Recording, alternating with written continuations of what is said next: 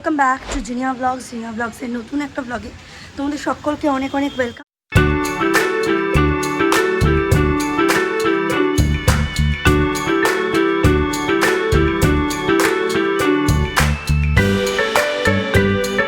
এবার আমি এডিট করবো, আমার রান্নাবান্না সব কমপ্লিট, ভালো করে ফুটিয়েছি বড়ি দেওয়াতে। এখন বাজে 10টা, এখন থেকেই ব্লগটা আরম্ভ করছি। সকালে সৌর্য স্কুলে টুলে গেছে, তারপরে এসে আমি টুটলো কেটে সব ভিজিয়ে টিজিয়ে দিয়ে জাস্ট 10টায় বেরোতে যাচ্ছি। তখন আমার সুপুত্র উঠে নামলেন বড়জনা, তাকে চা দিয়ে বেরোলাম। হাতে খোসার ডাব্বা, এটা ডাস্টবিনে ফেলে স্টেশন হয়ে তারপর যাব। একটু দেরি হয়ে গেল, 10টা 5 বাজে, জানো 10টা 15তে ছুটি। রোদ তেমন ভিড়।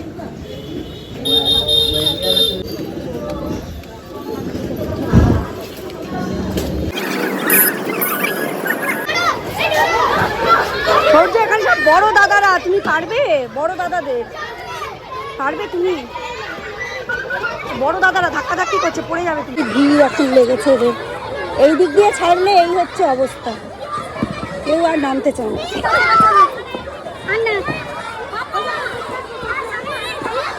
আসো আসো আসো আসো আসো, বসে পড়ো বসে পড়ো, ইয়ে করে বসো, সামনের দিকে করে। হ্যাঁ, এই তো দাঁড়িয়ে থাকবে কেন? যদি চলতে শুরু করে দেয় তখন তো পড়ে যাবে। আজকে কার কার কার কার সঙ্গে বদমাইশি করেছো? মধুশ্রী বকেছে। এই কে রে? দিদির এখনো ছুটি হয়নি। মধুশ্রী কি করেছে? কিছু করেনি। আর তুমি মধুশ্রীকে কি করেছো? এবার গলায় তো ওটা আটকে যাবে, টাইটা। সেই মাত্র বাড়ি আসলাম, 11টা 5 বাজে, জানো 10টা 15-র মধ্যে আমি সেন্ট লুক পৌঁছে গেছি। সৌর্যকে 10টা 20-র মধ্যে নিয়ে নিয়েছি। একটা টোটো পেলাম, বললাম ওপার যাবেন? বলে হ্যাঁ, আমাদের একজন স্টুডেন্ট আছে, ওকে আমরা অরবিন্দ পল্লীতে ছাড়বো, আপনি বসুন, একসাথে নিয়ে চলে যাবো, তাহলে আমারও পর্তায় হয়ে যাবে। সঙ্গে সঙ্গে আরেকজন মহিলা এসে বললেন আমিও যাবো, মিলি ভবনের কাছেই নামবো। তাই আমি বললাম ঠিক আছে, তাই ভালোই হলো, ওনারও হয়ে যাবে, 3জন আসলে 3 × 60 টাকা, ওনারও পর্তায় হয়ে যাবে, আমাদেরও একসাথে তাড়াতাড়ি হয়ে যাবে। হায় ভগবান, সেই মহিলা বেরোই না। KG2 এর ছুটি হচ্ছে 10:30টায়, উনি বেরোলেন 11:45টায়। তারপর আমরা এলাম।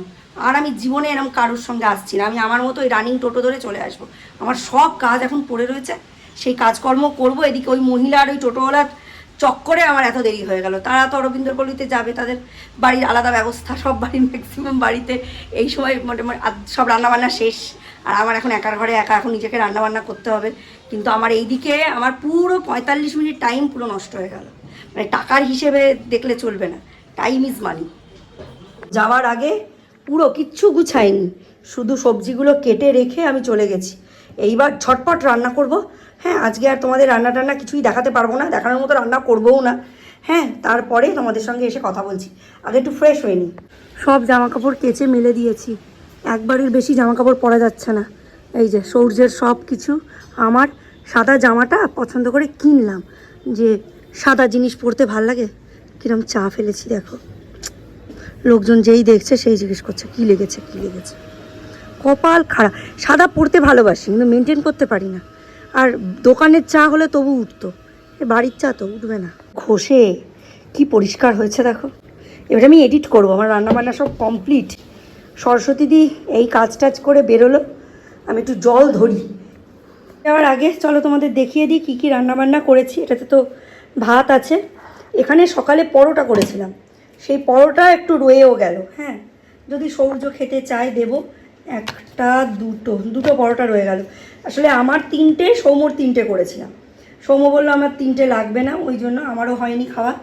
এই হচ্ছে অমলেট করে তরকারি করেছি। কেন যে এরকম দেখতে হলো জানি না, আমি কাশ্মীরি লঙ্কা দিয়েছিলাম। যাই হোক, এই যে বোম্বে বিরিয়ানির ঢাকনার নিচে লাল শাক ভাজা, আর এর মধ্যে রয়েছে এই যে মাছের ঝোল। ভালো করেই ফুটিয়েছি, বড়ি দেওয়াতে কমে গিয়ে এরম রং ধারণ করেছে। আর এটার মধ্যে হচ্ছে লাউ দিয়ে মুগের ডাল। লাউয়ের মধ্যে আবার লাউ ছাড়াও এর মধ্যে মটরশুঁটিও দিয়েছি, মানে আমি যেগুলো ফ্রোজেন করেছি সেগুলোও দিয়েছি, খেতে ভালো হবে। এই দেখো ঘড়ির কাঁটায় এখন 2:15, আর 15 মিনিট পরে সকলের খেতে বসা। এই 11টা 15 থেকে 2:15 আমার ওপর দিয়ে না পুরো ঝড় বয়ে গেল। বললাম কোন জলে চান করবি, ট্যাঙ্কির জলে না টাইমের জলে? এবার স্নানে যাবো, রান্নাবান্না কমপ্লিট। আজকে কালকের তুলনায় বেশি এনার্জি ছিল। কালকে যে কি হয়েছিল ভগবান জানে, শরীরে একদম এনার্জি ছিল না। লাস্টেও দেখলেই পাট শাক ভাজা আর মাছের ঝোল করেছিলাম ঝিঙে আলু আর বড়ি দিয়ে। সৌমুখে গিয়ে বলছি, সৌমু বলছে মেনু কি, বলছি পাট শাক ভাজা আর এটা। হ্যাঁ, আমাদের এত খারাপ দিন এসে গেছে মা, এটাই আমাদের খেতে হবে। আজ আসলে কী বলতো, আমার একদম শরীর চলছে না। এই যা রোদের তাপ শরীরে, মানে যাতায়াত করার পরে এত কিছু সামলে এনার্জি দিচ্ছে না। তোর খেতে খুব কষ্ট হবে বল, এটাই আমি বলেছি। এমন একটা উত্তর দিল, তোমরা শুনলে তোমাদের মন ভরে যাবে। আমায় বললো এই খাবারটা দিয়ে খেতে কষ্ট হবে যেটা, তার থেকে তুমি ওরকম কষ্ট করে রান্না করলে আমার আরও অনেক বেশি কষ্ট হবে। কোন মা এই কথা শোনার পর চোখের জল ধরে রাখতে পারে বলো? ছেলেটা আমার এত লক্ষ্মী, সত্যি কথা বলতে কি শুধু কি মেয়েরাই লক্ষ্মী হয়, ছেলেরাও তো লক্ষ্মী হয়। সে 2 দিন ওই দুধ কেটে গেল, অতিরিক্ত গরমের কারণে নাকি সে তো বুঝতে পারছি না। তো একটা বাটিতেই জ্বালিয়েছিলাম জানো তো, ওই একটা হ্যান্ডেল ভাঙা একটু সসপ্যান টাইপের আমার কাছে আছে, ওটা তো কোনো কাজে লাগে না, ওটার মধ্যে দুধটা জ্বালিয়ে রেখেছিলাম। সেদিনও ওই বাটিটায় জ্বালিয়েছি, দুধটা কেটে গেছে। আজকেও ওই বাটিতে জ্বালিয়েছি, দুধটা কেটে গেছে। সেদিন কী বার ছিল, রবিবারে কাটলো, আজকে হচ্ছে বুধবার, আজকে কাটলো। সরস্বতী দিয়ে আমার ওই বাটিটা মেজে ঘষে নিয়ে গেল, স্নানে যাব। তো জল ভরতে দিয়েছি, বালতি দুটো ভরলো, গামলাটা ভরলো না। ইনি আবার বলছেন ইনি ট্যাঙ্কির জলে চান করবে। ট্যাঙ্কির জলে চান কতক্ষণ হয়? সকাল 10টার মধ্যে চান করলে, ট্যাঙ্কির জলে চান হলে ঠিক হয়। এখন কি আর ঠিক হয়? এখন দেখো না কি অবস্থা। তো কালকে পার্লারে গেছিলাম, এই যে ম্যাসাজ করে এসেছি, ডিটেনিং করে এসেছি। তারপর আজকে ওই যে 45 মিনিট ওই ভদ্রলোক, টোটোওয়ালা ভদ্রলোক আমায় ঝোলালেন 20 টাকা ওনার এক্সট্রা ইনকামের জন্য, আমার 600 টাকার গেটা মাঠে মারা গেল। আজকে খাবারে হয়েছে ডিম। আবার এই ডিমের সঙ্গে কি হয়েছে বলো? পরোটা। পরোটা খেয়ে কেটে পিটি করে, পরোটা আর ডিম। পরোটা ডিম বানিয়েছি, পরোটা ডিম না না, ও তোমায় খাবার দেখাবে, দাঁড়াও তাড়াতাড়ি আয়, নইলে আমি আবার চান করতে যেতে পারছি না। ভালো হয়েছে রান্না?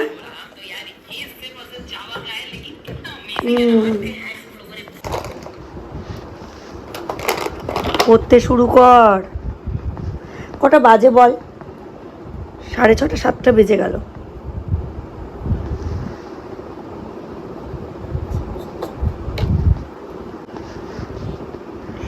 এই দুতু, তুই ঘুমুতে না রে দুতু? উলি বাবালে, আমার বাবাটা। দেখি বাবাটার মুখটা একটু সবাইকে দেখাই, লজ্জা পাচ্ছে। ও বউ, কুনি বউ, ও কুনি বউ, এ চোখের ফুঁকো দিয়ে দেখছে। দুতু, লিটল স্টার, ঠিক করে বলো। Twinkle twinkle little star, how I wonder what you are up above the world so high like a diamond in the sky. আজকে সন্ধ্যে থেকে তো সেরকম গল্পই হলো না, কিন্তু যে জিনিসটা দেখানোর, যেটার জন্য ক্যামেরা অন করলাম, মিস্টার বিশেষের এক বন্ধু মিস্টার বিশেষকে এত সবজি দিয়েছে, সেই সবজিগুলো দেখাবো। দেখো আমি প্যাকেট করে রেখেছি। এইটার মধ্যে আছে ডাঁটার শাক, এটার মধ্যে আছে লাফা। হ্যাঁ, এত দিয়েছে, আমি এতটা ডাঁটার শাক, এতটা লাফা আমি রেখে দিয়েছি। রেখে দিয়ে অর্ধেক ডাঁটার শাক আর লাফা, এই যে ডাঁটা শাক না, এটা আমি ভালো চিনি না, কিন্তু আমার ডাঁটা শাকই মনে হলো, যে আগাগুলো কেটে দিয়েছে যাতে আরও ব্রাঞ্চিং হয়। ঠিক আছে, আর এই যে লাফা রাখলাম, এটা সরস্বতী দিকে দেবো অর্ধেকটা। সরস্বতী দি সৌর্যর জন্য অনেক ফল পাকুড় নিয়ে আসে, আমাকেও প্রচুর দেয়। হ্যাঁ, কোথায় আমার দেওয়ার কথা তা না, ওদের দেয়। যাই হোক, এইটা সরস্বতী দিকে দেবো, আর আমার জন্য এইটা রাখবো। আরও একটা কাজ করেছি, চলো দেখাই। একদম টাটকা টাটকা লাফা হাতে পেয়েই আলু দিয়ে পেঁয়াজ দিয়ে লাফাটা ভেজে ফেলেছি। আজকে এরা খেয়ে বলুক কেমন লেগেছে। কি সৌর্যকে পড়াশুনো করার পর বেচারা খুব বকা খেয়েছে। এই কদিন ডল ছিল তো একদম পড়াশুনো করেনি, আর অভ্যাসটা ছেড়ে গেছে। একটা কারসিভেরও হাতের টান আসছে না জানো। 2 বেলা না বসালে এই এক সমস্যা। 8 ঘন্টা পড়বে কিন্তু 2 ঘন্টা বসাতে হবে। আমারও গাফিলতি আছে অ্যাকচুয়ালি, রোদ থেকে এসে শরীরটা এমন ছেড়ে দেয় তখন আর ভাল লাগে না যে রান্না করার পর ফ্রেশ হয়ে পুজো টুজো করে খেতে বসে খেলাম দিলাম, ওপরে গিয়ে একটু পড়াবো, বই খাতা ওপরেও রাখি, ওই আমার গাফিলতিতেই এই অবস্থা। তাও বকা টকা খেয়েছে, কিন্তু যাই হোক এবার দুবেলাই বসাতে হবে। আর চলো আরেকটা জিনিস দেখাই তোমাদের। আজকে রবিবারে কেনা এঁচোড়টাকে কেটে রেখেছি, এটার মধ্যে সর্ষের তেল আর হলুদ এই দুটো দিয়ে রেখে দেবো, কালকে এটা রান্না হবে। সর্ষের তেল আর হলুদ দিয়ে রাখলে না এই সেদ্ধও তাড়াতাড়ি হবে, টেস্টও ভালো হয়। আর প্রেশার কুকার বা এই যে গামলাটা রয়েছে এটার গায়ে কোনো রকম আঠার দাগ হবে না। ও হ্যাঁ, শুধু ডাঁটা শাক আর এই লাফাই দেয়নি, এই দেখো প্রচুর কাঁচা লঙ্কা দিয়েছে। তবে আমার যা মনে হলো দেখে এগুলো ঝাল হবে না, এগুলো খুব সেন্টেড লঙ্কা।